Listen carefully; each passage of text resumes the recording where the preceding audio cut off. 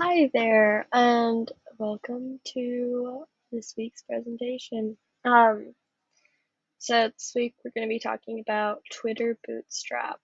So let's get on to it. What is Twitter Bootstrap? So Twitter Bootstrap is the most popular front-end framework. Um, it was made to develop apps and websites faster. So um, there's lots of tools, tips, and tricks to help this process speed it up a little bit. It's used to create mobile first responsive websites, kind of like we were doing this semester by creating our base CSS or small CSS first, and then you build it up to the larger views. So build small views first, build up to larger views. It is easy to start your projects because it has a built-in code snippet for basic HTML markup. VS Code also does this, but it makes it a little bit easier with Bootstrap because it also connects their CSS and JavaScript files, which is all of the many hours of work that they have put into creating this framework. So it's really helpful. I'll show you an example later. It's also easy because you're able to pick themes and add your content into those themes. So as you are um, figuring out like what you want your website to look like, stuff like that, you're able to scroll through their themes and pick one and add your information into that theme. I'll show you the themes. So here are a few of the themes that they have. This is the basic marketing site. This is fluid layout, and this is just a starter template that you can do all of your work into. This is, like it says, the bare bones of it. So we're gonna see this fluid layout. And as you can see over to the left, there's this sidebar with a bunch of links um, to the different areas of the page or different pages. Here's the main center of it all, and then here's different headings. I feel like this layout you'd see a lot when you're on a website where you can buy things or something trying to give you more information. But anyways, there is that layout. Now, so Twitter Bootstrap is a great starting point to learn front-end development uh, because it has a lot of the stuff built in. You don't have to do as much as learning as we did in our classes, even though I feel like learning like we did in our classes is a little bit better, but this is a great starting point to kind of get you used to building websites and apps.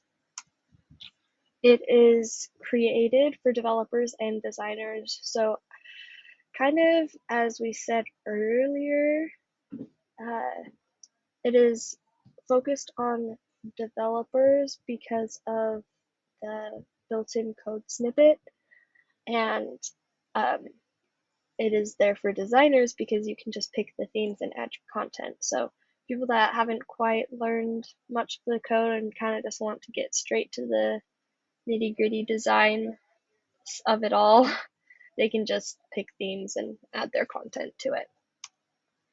So most people were afraid that using Twitter Bootstrap would just create a basic generic framework and all the websites are going to look the same, but that's not true because as you create your website, you're going to be able to add more information and make it your own using CSS. Every developer and designer has their own style, and that is what you're going to see as you create your website using Twitter Bootstrap. You'll just make it your own.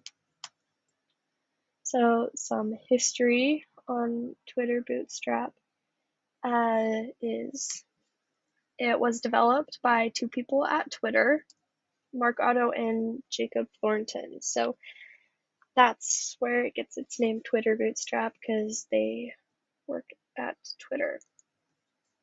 It was released as an open source project on GitHub in 2011. So they have been working on it for over a decade, and they've come out with 5 versions, I think. I think the 5th version is the newest one. So this is a big project that is kind of like their little baby. They've been working on it a ton. So it is developed and maintained on GitHub. So if you go onto GitHub, you can find examples of Twitter Bootstrap, how to use it, stuff like that. It was the top project on GitHub for a while. I think it still might be. I'm not sure, but top project on GitHub. It was created with the aim of eliminating inconsistencies. So I think that's really cool because there are so many inconsistencies in coding. Just an example, the way I code versus the way my uncle codes. He is a web design and developer, and there's just so many different ways to do the same thing. And I'm not sure how they were able to create it, eliminating inconsistencies, but I think that's an awesome an awesome goal to shoot for. So let's show you some examples. Oop, wrong way. So here, this is kind of just an overview of Twitter Bootstrap. It's a toolkit from Twitter designed to kickstart development of web apps and sites. It includes base CSS and HTML for typography, forms, buttons, tables, grids, navigation, and more. So up here at the top of it, where my little mouse is, it just shows a bunch of like different things that they do, and it has examples of it throughout this, but we're not going to go through that. So here is the code that I have. I just plugged in the basic HTML snippet. Line 5 is pretty important because this is how you're going to get your responsive view, mobile responsive view. And we already do this in class, or at least we should be doing this. And anyways, this is pretty important for our website. Title, I just put Bootstrap demo, and then line 7, this is a link to the Bootstrap CSS, which is a lot of the work that they've put into it over the 11 years that they've been working on Bootstrap. So then I just linked my own little CSS here because I put a few styles in there already. Okay, let's get to it. So we're going to create an H1 saying hello world, and then we're gonna add we're gonna look at it. So here it is, hello world. Right here is grid layout that we're gonna plug into our code. So it has created a container, a div with the class container and text center. And this is calling from the uh, Bootstrap's CSS. So these are already classes created and written in the Bootstrap CSS file. Then we do a div called row, and then inside we're going to have 3 divs. So we're going to have column 1, column 2, and column 3. And each of these divs have a class named call for column. And let's see what that looks like. So, as you can tell, I haven't done any, the only thing I did was the colors and centering it. I'll show you. So I put a center on main so that all of my stuff is in the middle of the page, and then I just put the colors and a border on each of the divs, right? Each of the columns.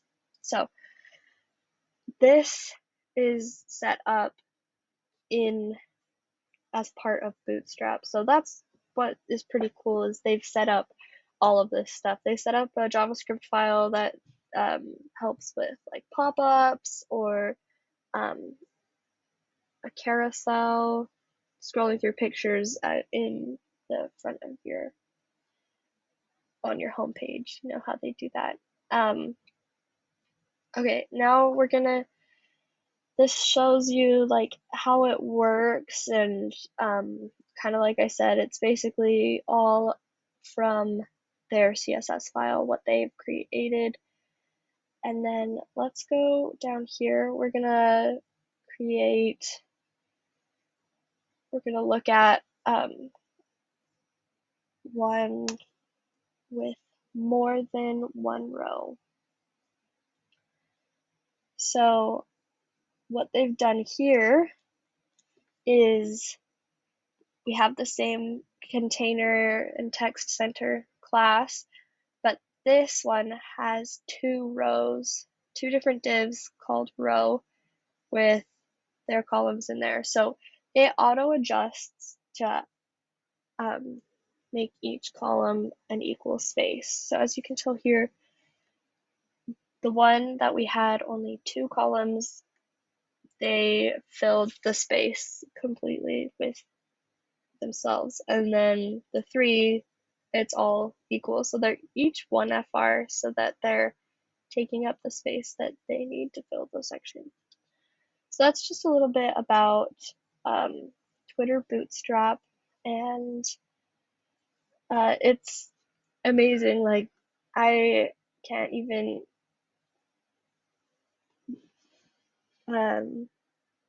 start on how much they have. This is just their built-in grid, but they have so much more.